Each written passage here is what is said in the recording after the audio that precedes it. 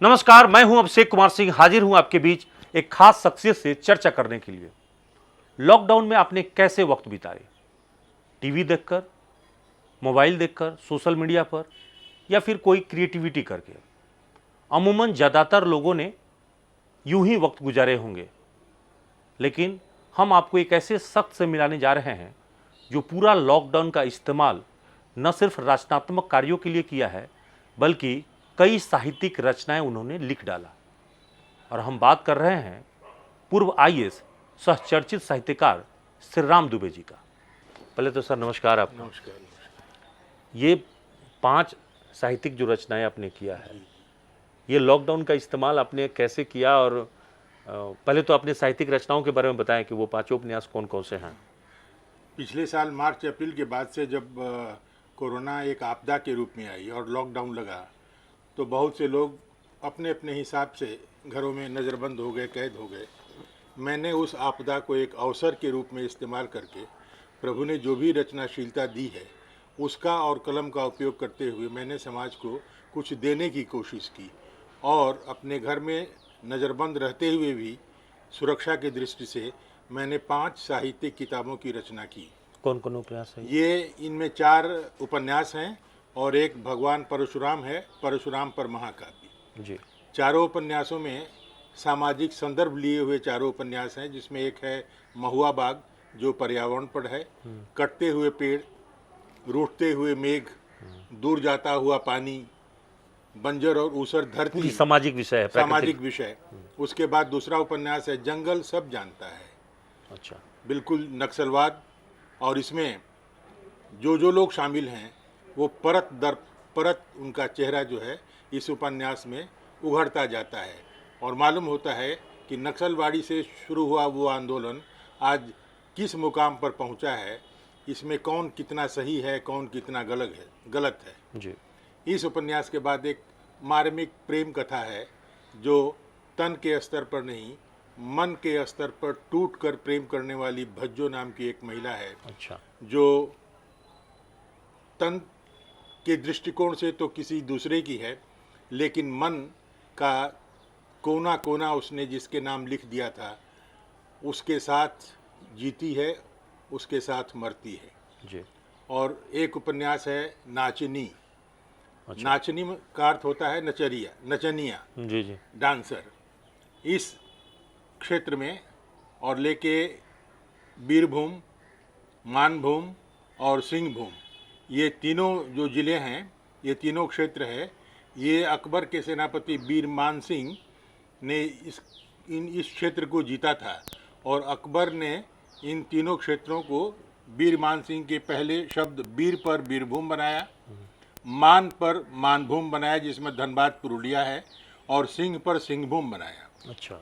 इस क्षेत्र में जो पुराने राजे रजवाड़े रहते थे जमींदार के रूप में, वो अपने मनोरंजन और अपने अंग्रेज आकाओं की अय्यासी के लिए। नचनिया की जब बात कर रहे थे हाँ, तो उसमें हमको जो जहाँ तक जानकारी है कि छपरा के भिखारी ठाकुर ने भी हाँ, नचनिया पर विशेष रूप से जोर दिया था। हाँ, और तो उनकी उनका तो बिल्कुल कहानी का सामाजिक संदर्भ है। विषय जो सामाजिक विसंगतियां वो भिखारी ठाकुर ने देखी थी, उनको विदेशिया में हाँ, शायद दिया विदेशिया हो, में है, गबर घिचोर में है, तो वो सामाजिक संदर्भ है और उसको अपने रूप से उन्होंने चित्रित किया है। वो जो छपरा और बाहरवासु जाने वाले जो लोग लवंडा थे, का नाच वगैरह होता था उस समय में, तो जो बाहर जाने वाली मजबूरी थी, उस मजबूरी के चलते जो दर्द था, जो सामाजिक दर्द था, उसको तो इसमें आपने नचनिया के पीड़ा को नहीं, इसमें नाचनी विशेष संदर्भ है कि इस क्षेत्र में ये राजे रजवाड़े जो पहले रहते थे, ये अपने अपने राजमहल के बगल में इनका एक बहुत बड़ा तालाब होता था। आज भी आप देखेंगे तो रानी तालाब, राजा तालाब झरिया का, हर राजा रजवाड़ा एक बहुत बड़ा तालाब, और उसके बगल में नाचनी टोला रखता था, जहाँ की नचनिया नाचनी बोलते हैं इस क्षेत्र में जी। और वो राजा के रहमो करम पर रहती थी और बाकी अपनी रोजी रोटी के लिए और भी धंधा करती थी। और आखिरी किताब, और वो नाचनी, उसकी सबसे बड़ी पीड़ा ये थी कि राजा और राज परिवार के लोग भले ही उसके प्रति मोहित रहते थे, लेकिन परिस्थितियां इन लोगों ने ऐसी बना दी थी कि सुंदर से सुंदर नाचनी जब मरती थी तो उसे चिता स्थल तक 4 कांधों पर नहीं, उसके पांव में रस्सी बांधकर घसीट कर चिता स्थल तक लाया जाता था। ये नाचनी की सबसे, ये कब तक चली है प्रथा ये? ये करीब 50 साल पहले तक, अच्छा, हाँ 50-60 साल पहले तक, 70 साल पहले तक। मतलब समाज की इस विद्रूप सच्चाई को। हाँ, ये बिल्कुल, चूंकि मैंने इसको अच्छी तरह से देखा सुना था, अच्छा, और ये अभी भी नई पीढ़ी को तो याद नहीं होगा, ना, तो पता भी नहीं होगा। ये अभी भी आप चले जाएं चास, चंदन कियारी से होते हुए पुरुलिया जब जाएंगे, रघुनाथ पहाड़ और आते हुए आगे, इसमें राजे रजवाड़े थे। टुंडी राजा थे, बाघमारा राजा थे, कतरास राजा थे, झरिया राजा थे, इस तरह पुरुलिया में लोग थे। इनके यहाँ नाचनी टोला बसाने की प्रथा थी, लेकिन सबसे बड़ा दर्द यह है कि उससे उनका राजा का राजत्व, राजा का ईगो और रनिवास अपने को सुरक्षित मानती थी कि ये दूर रहकर नाचनी वहाँ जो करना चाहे, ऐसा मोह न ले राजा को कि रनिवास में भी उनका प्रवेश हो जाए। इसलिए उन लोगों ने ऐसी प्रथा बनवा दी कि सुंदर से सुंदर नाचनी भी मरेगी तो उसके पाँव में रस्सी डालकर खींच कर उसे लाया जाएगा। और इसी व्यथा पर स्टार थिएटर है पश्चिम बंगाल का, कलकत्ते का, उसने नाचनी पर एक नाटक किया था इसी दर्द को दिखाते। इसके अलावा और कौन पुस्तक लिखा आपने? तो ये 4 उपन्यास हो गए, महुआ बाग, जंगल सब जानता है, भज्जो, नाचनी, और 5वीं किताब है एक परशुराम जी पर। परशुराम महाकाव्य। ये 5 किताब अभी हैं। कि जैसे ही सोशल मीडिया आया है, डिजिटल माध्यम आए हैं, हम सब कहीं ना कहीं समाज के जो लोग हैं या नई पीढ़ी है वो साहित्य से दूर होती जा रही है। इसका समाज पर बुरा प्रभाव पड़ रहा है। हाँ, साहित्य से दूरी तो बन रही है, इसमें कोई दो बात नहीं है।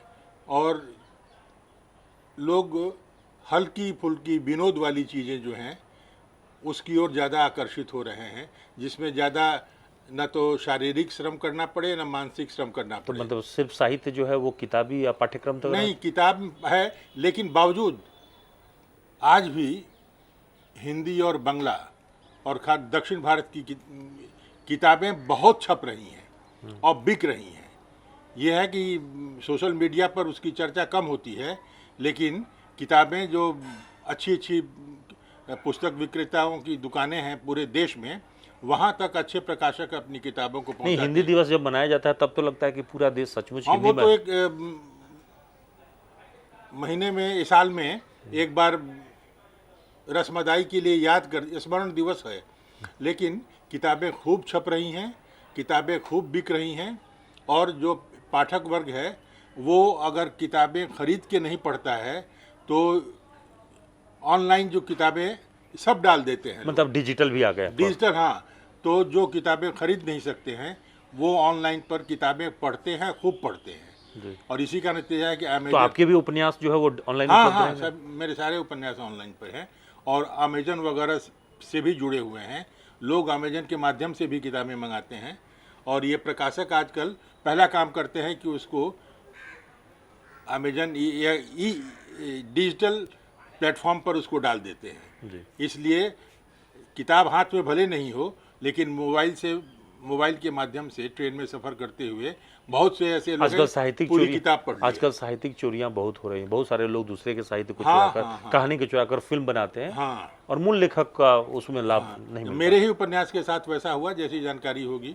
अग्निवीर उपन्यास मैंने कोयलांचल की त्रासदी पर लिखा था, जी। और उसको मुझसे बात करके टेलीफोन से मेरी सहमति लेने के लिए मैं धनबाद आऊँगा ऐसा कह के उन लोगों ने मुझे भ्रम में रखा, और एक दिन मालूम हुआ कि इन्होंने तो फिल्म बना ली। वो सुनील शेट्टी की जो फिल्म आई हाँ, थी, सुनील कोयलांचल। शेट्टी और वो विनोद खन्ना थे, और आशु त्रिखा उसके डायरेक्टर थे।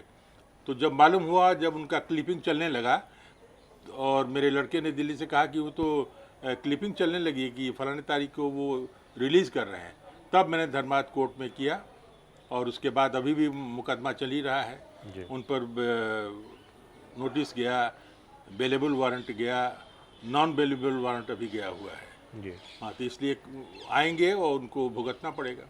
तो आगे भी, चूंकि अब तो लॉकडाउन करीब करीब जो है सब जगह खुल भी गए हैं, तो अब जो है फिर से कुछ साहित्यिक रचनाएं शुरू हाँ, मैंने 2-3 दिन पहले ही एक नया उपन्यास लिखना प्रारंभ किया है। वो शुद्ध और विशुद्ध रूप से राजनीति पर है। अच्छा, हाँ, मैंने झारखंड की, देश की या धनबाद की? नहीं, वो अगर व्यापक फलक पर देखेंगे तो पूरे देश की राजनीति है, लेकिन क्षेत्र में वो राजनीति गांव से शुरू होती है, पंचायत के चुनाव से। अच्छा, और उस चुनाव के बाद वो जब और बड़ा रूप लेता है तो कितनी गंदगी उसमें आती है और वो कहाँ कहाँ तक पहुँचता है और कितने कितने लोग उसके नीचे दबते हुए कराते रहते हैं। इसलिए राजनीति पर ये उपन्यास, व्यंग भरा उपन्यास राजनीति पर। जी। तो अभी आप सुन रहे थे धनबाद के पूर्व आईएएस और चर्चित साहित्यकार श्री राम दुबे जी की, जो बता रहे थे कि उनकी अगली जो उपन्यास है वो राजनीति विषय पर है और राजनीति में जो गंदगी है उस पर है। क्योंकि साहित्य समाज का दर्पण होता है और साहित्य ये बताता है कि इस वक्त में समाज में क्या चल रहा है। हर समय में समकालीन जो साहित्यकारों ने हमेशा समाज की बुराइयों को कलम के जरिए उकेरा है, चाहे प्रेमचंद हों या वर्तमान के साहित्यकार हों, सभी ने अपने अपने समकालीन जो समस्या है उसको शब्दों में पिरोकर समाज के सामने रखा है। यानी एक बार फिर से साहित्यकार श्री राम दुबे के द्वारा लिखित रचनाओं के माध्यम से धनबाद से लेकर देश स्तर पर क्या चल रहा है या वर्तमान में किस तरह की परिस्थितियां हैं, उन सभी चीज़ों को अगर जानना है तो आप इनके पुस्तकों के जरिए देख सकते हैं, पढ़ सकते हैं, क्योंकि ये डिजिटल माध्यम में भी उपलब्ध है और आपका किताबी तौर पे भी उपलब्ध है, दोनों ही माध्यम में उपलब्ध है। तो ऐसे में हम यही कह सकते हैं कि श्री राम दुबे ने लॉकडाउन का उपयोग समाज को एक नई राह दिखाने के लिए किया है। सहयोगी निकुंज के साथ Abhishek Kumar, the News Post, Dhanbad.